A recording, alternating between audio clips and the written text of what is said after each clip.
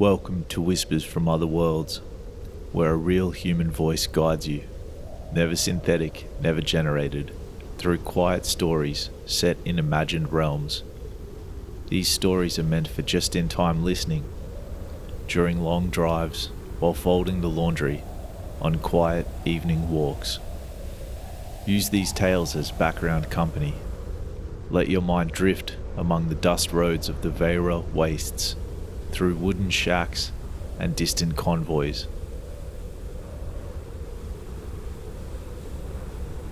Cycle 238.6.02. The first heat wave of the season arrived before dawn. The air was already thick when I woke, carrying the smell of burning resin from the southern pits. The horizon flickered, mirage layered on mirage, until the dunes looked like waves, frozen in mid-motion. Even the insects stayed hidden. I took it as a bad sign. The cooling vents had failed overnight. The filters had been weakened since the last storm, but this morning the intake fans seized completely. Sand fused inside the joints like poured glass. We spent the early hours dismantling the casing with kitchen knives and hammer shafts. Sweat pooled inside my gloves. By mid-morning, the depot felt like an oven. The ink on yesterday's forms ran until the numbers blurred into small, useless stains. The pack beasts grew restless in the yard, stamping the ground, smelling the air. They sense changes before we do. When the wind drops this low, sound carries strange. You can hear metal settling in other buildings, long and low, like whales calling through stone. The guard said it kept him awake last night.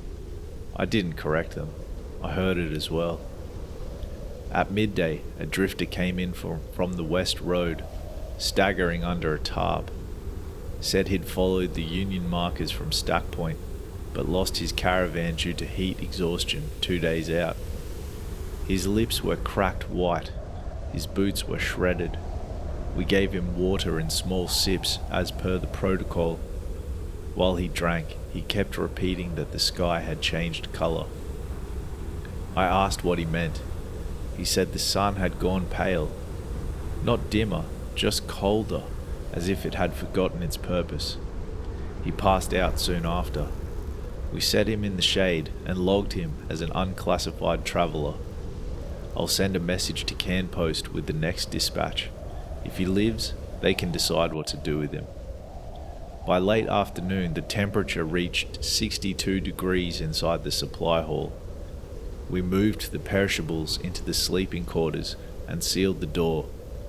The air felt thicker in there, but cooler somehow. One of the junior clerks, Tamas, fainted during the transfer. He said he dreamed of walking through the rain, but no one laughed. As the sun went down, the heat didn't. It lingered, pressed into the stone, waiting to rise again. I climbed to the roof before nightfall. The desert below looked metallic, a dull sheen spreading to the horizon. Far to the south, lightning flickered without thunder. Dry storms again, too distant to matter. I remembered a training manual I had read years ago, something about maintaining morale through orderly procedure. It claimed the human mind finds comfort in repetition, that routine wards off despair. I've tested the theory often enough. It works, but only if you stop thinking about why you're repeating things. When you start counting the number of times that you've counted before, the comfort turns into nausea. After dark, I walked the aisles with a lantern. The light caught the dust in suspension, drifting like slow snow. Every object cast two shadows, one from the lantern and one from the moon filtering through cracks in the roof. For a moment, I thought I saw movement near Bay 2. Just a shimmer, as if the air itself bent. Maybe it was nothing. Maybe it was heat memory. The world replaying itself a few seconds behind. I sat for a while on a crate, listening. The drifter's breath had steadied in the next room. Outside, the desert exhaled again, that long, low tone between wind and silence. I've stopped trying to name it. Whatever it is, it doesn't belong to us. The fans will need new bearings by the morning. I've already listed them in the requisition log, though I doubt the shipment will come before the next cycle. The Union keeps records, but the desert keeps time, and its patience runs on a slower clock, one that hums somewhere beneath our walls. Sometimes I think that's the sound of old manuals, meant when they spoke of order. Not obedience, but endurance. The 14 cycle, breathing through the dust, reminding us we were never the ones keeping count.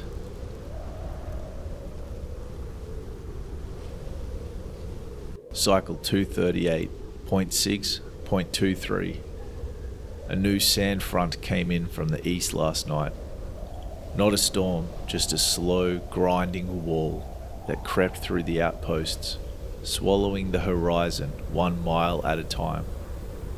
When I woke, everything was tinted red, the light thick as blood in water.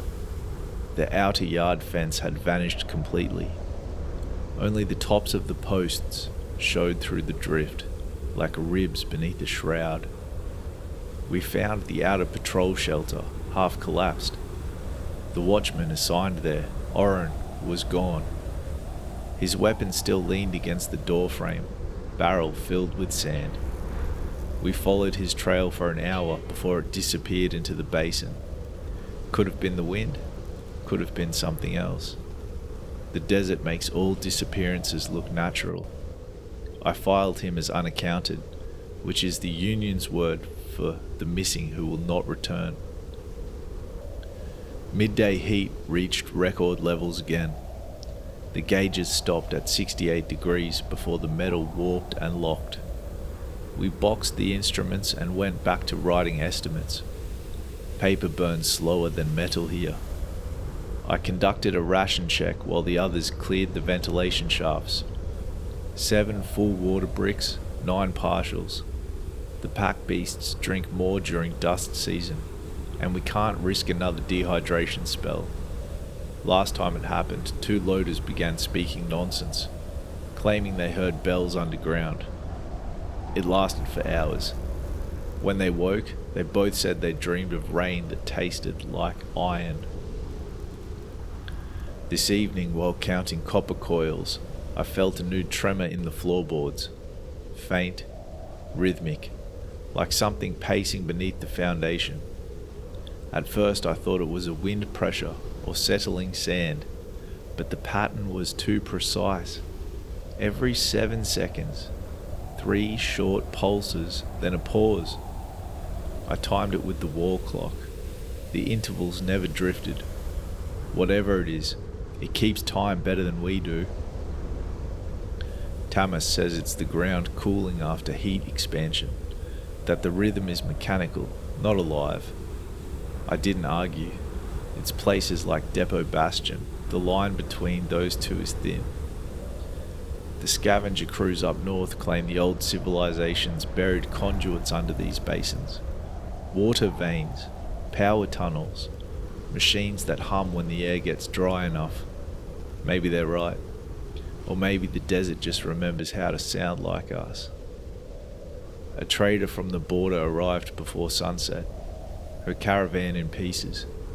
She carried no goods, only a satchel of melted glass and a letter of credit so faded it read like a ghost of ink. She claims she saw lightning strike the ground and not vanish. Said it lingered, crawling across the sand like a living wire. The pack beasts wouldn't approach it. One bolted straight into the dunes and never stopped running. We gave her shelter for the night. She hasn't spoken since. At nightfall, the tremor returned, louder. The oil lamps flickered each time it passed. Loose dust lifted from the floor, then settled again. The men stopped their work and listened. For a moment, no one breathed. Then the sound simply stopped, cut clean. Not faded, not distant, just gone. The silence that followed was almost worse. I walked the perimeter for an hour. The air had cooled, soft enough to carry faint vibrations through my boots. The dunes around Bastion had shifted again. The marker stones we set last week were half buried, one completely gone. Far out toward the ridge, I thought I saw lights, small, white, reflective, pulsing once and vanishing. When I blinked, they were gone. Back inside, I sat at the desk and finished the day's report. The pen felt heavier than usual. I wrote slower, making sure every number and every line is neat and legible. If the Archivist Union ever reads this, I want them to know we kept order until the end. Even when the sand moved under our feet, even when the desert began to hum. The walls are quiet now, but the air feels charged again, the way it does before a storm or an idea. I'll check the gauges at first light. If they're still trembling, I'll note it in tomorrow's log. Until then, I'll keep the lamps low and listen. The desert doesn't sleep, it only waits. And somewhere beneath the silence, the 14 cycle keeps its patient count. Cycle 238.7.14. The month began with silence and ended with noise. Not the kind made by storms, the other kind. The kind that comes from inside the walls and pipes and memory. Depot Bastion feels different now. The sand outside has hardened into crust, the colour of rusted iron, and it cracks like bone when you walk on it. The air smells faintly of stone, dust, and old oil. Even when the wind stops, something still moves out there. Small vibrations, steady and patient. 3 days ago, the water condensation tower failed completely. The intake funnels are clear, but the reservoir runs dry each morning before the sun climbs high. The filters come up clean, so the loss isn't in the system. The water just isn't there anymore. Union records say underground veins pass directly beneath this sector, but our test dig hit nothing but dry powder. We drilled until the auger blade cracked. In the absence of certainty, the men have started whispering. They say the water is moving away, following the sound beneath the depot. Some claim to feel it when they touch the floor, a faint draw, like air being pulled through their palms. One of the younger clerks swore he saw ripples in the dust near Bay 2, as if something below was breathing. I didn't correct him. The world gives enough reasons to doubt a man without me adding one more. I ordered rations cut again, half portions for all staff except the beasts. The animals drink double now, desperate and wide-eyed, tongues white with salt. We can't afford to lose them, not until the Union arranges retrieval. The dispatch went out 5 days ago. No reply yet. The relay tower at Canpost may have been buried by another front, or maybe they read it and simply turned the page. At dusk, a figure appeared beyond the ridge, alone, walking straight through the open heat. We watched from the roof until he came close enough to see. He wore no mask, no gear, just a torn cloak over bare skin, caked in dust. He didn't stumble, he didn't speak. When he reached the outer gate, he looked up at us and smiled, not in greeting, but like a man remembering something from a dream. Then he collapsed. We carried him inside. His skin was cool, not burned, though he'd crossed open desert. He woke once during the night, whispered a few words that none of us understood, something about the machine that breathes. Before dawn he was gone again. Not dead, just gone. Bed was empty, door locked from the inside, the dust on the windowsills untouched. I noted it in the morning log, but didn't file an incident report. The union doesn't believe in disappearances that cannot be measured. The men are restless now. Some say the depot should be abandoned, that Bastion itself has gone hollow, a shell of stone with nothing left to give.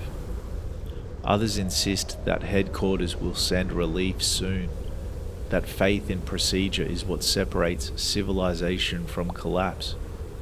I'm no longer sure which side I stand on.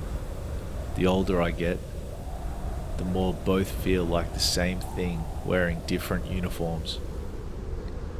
Tonight the air feels colder than it should. The floor vibrates again. Softer now, slower. The pattern has changed. No longer a pulse, but a rhythm. Almost musical, like a heartbeat stretched too long. The lamps dim with each tremor. I tried to time the intervals, but after a few minutes I lost count. It's too easy to drift when the sound begins. The men sleep in shifts, though none of them deeply.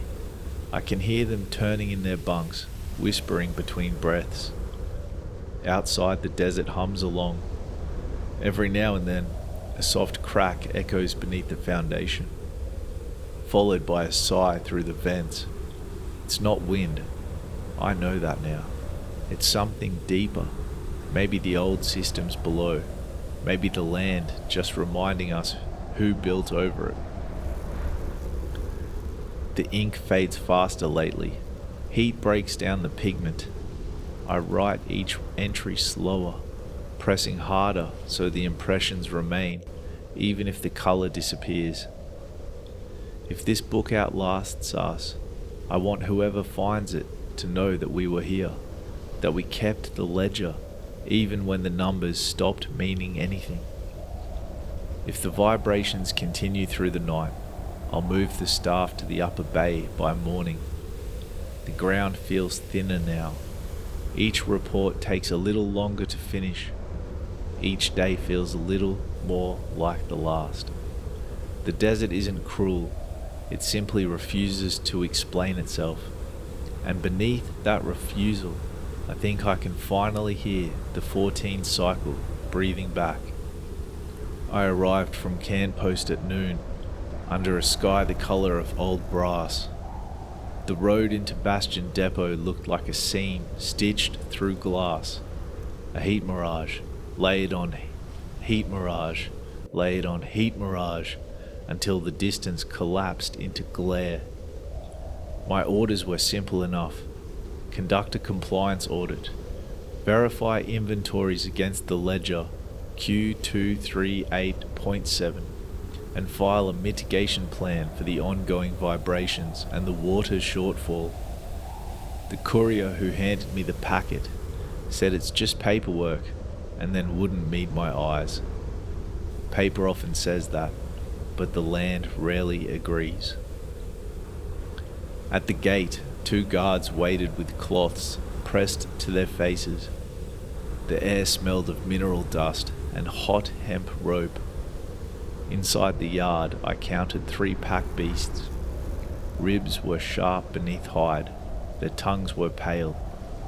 A 4th tether hung empty, rope frayed where it had been chewed through. The guard blamed wind damage, but the knot told a different story. I logged animal loss, undetermined, and didn't argue. Audits move faster when you let the truth arrive on its own. The depot floor was marginally colder than the yard.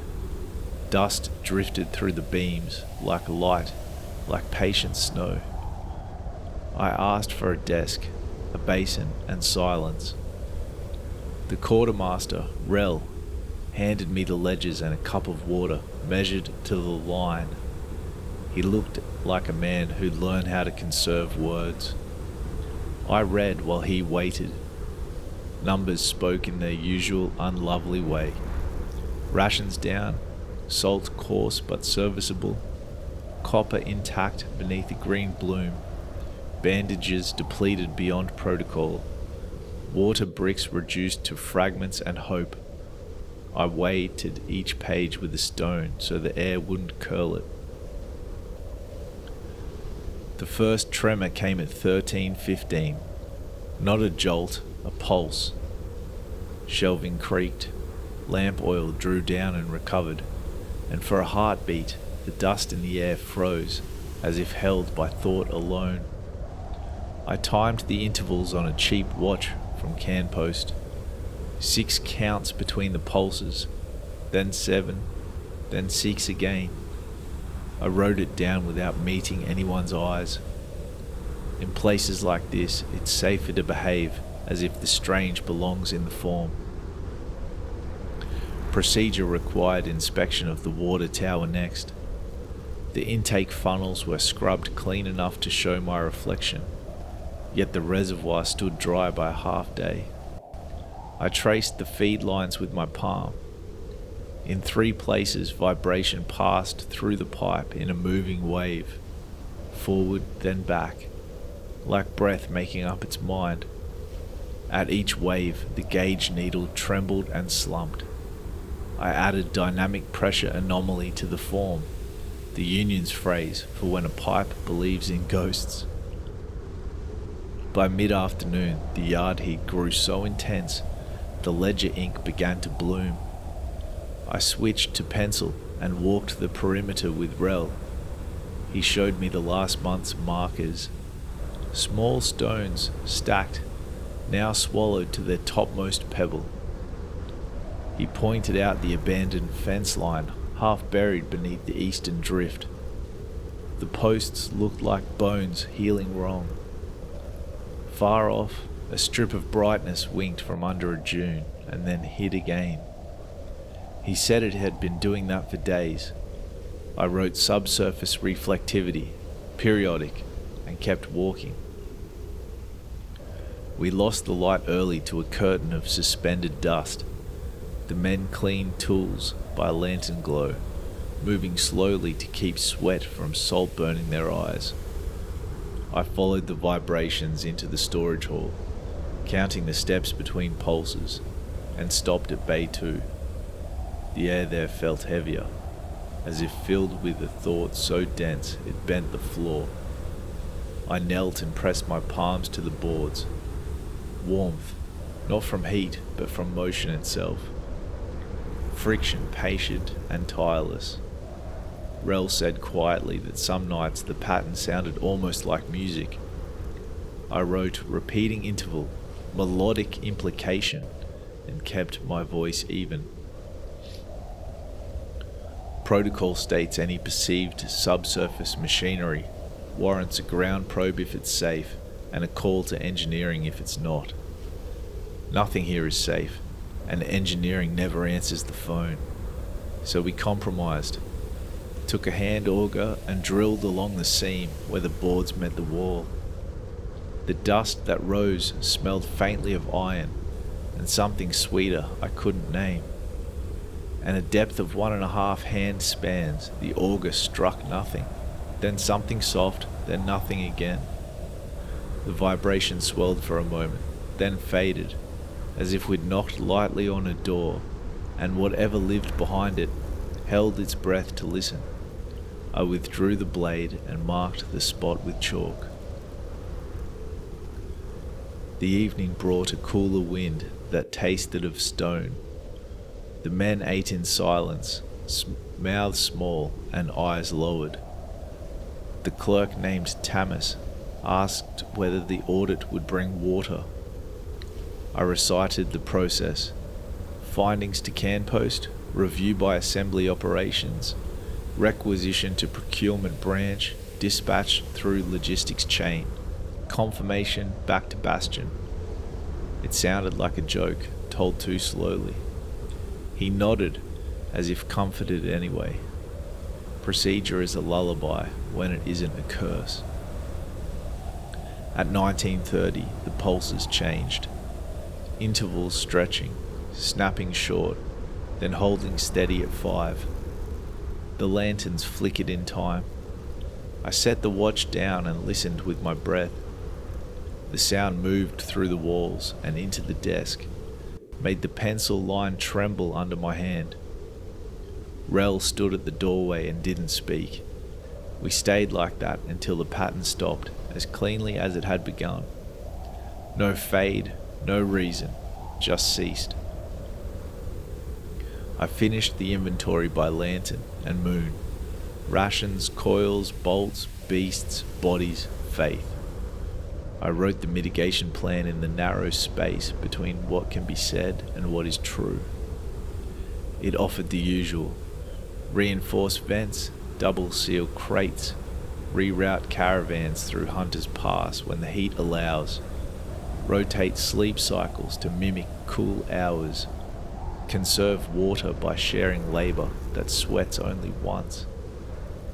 At the end I added a line I've never written before. Recommend archival priority for Bastion records. Not evacuation, not surrender. Just a bureaucrat's way of admitting that the land had started writing over us. It's past midnight now. The yard lies still, a dish of cooled metal under a pale moon. Somewhere beneath Bay 2, something considers its next breath. I can feel it in the boards, in the pause between my heartbeats, in the way the dust hangs when I lift the pen, and it will not fall. I'll send these pages at first light through whatever courier still trusts the road. Paper carries authority, even when it's wrong. Out here, it also carries memory when the sand refuses to carry it. And tonight, I think the 14 cycle has begun writing its reply. Cycle 238.9.01. The last transmission from Bastion Depot was received 7 days ago. There's been no reply since. The relay tower at Canpost captioned only a single fragment, a few seconds of low vibration, then silence. The Archivist Union voted to preserve the file anyway. They called it the Bastion series. What remains are these reports. Ledgers filled to the margin, handwriting tight and deliberate, ink thinning towards the end. The paper bears heat stains. Some pages smell faintly of iron and salt. The final sheet ends mid-sentence, as if the pen stopped mid-breath. We do not know what became of the depot, or of the people who kept its records. The Veyra Wastes offer no evidence. They never do. But the Union preserves everything that pretends to order, even when the world that produced it no longer exists. That is our work, to listen, to remember, to keep the hum alive. If you've listened this far, then breathe. You've heard ghosts of a world that might have been, of commerce and endurance, of procedure holding back oblivion one form at a time. These documents were never meant for comfort. They are proof of persistence and nothing more. Now let the sound fade. Let the papers close. The wind will take it from here. This has been Whispers from Other Worlds, where a real human voice, no code, no machine, guides you through echoes of imagined places. Thank you for listening. For long drives, for quiet work, for evenings when the silence needs shape. When the lights go out, remember, even the dust keeps its own record.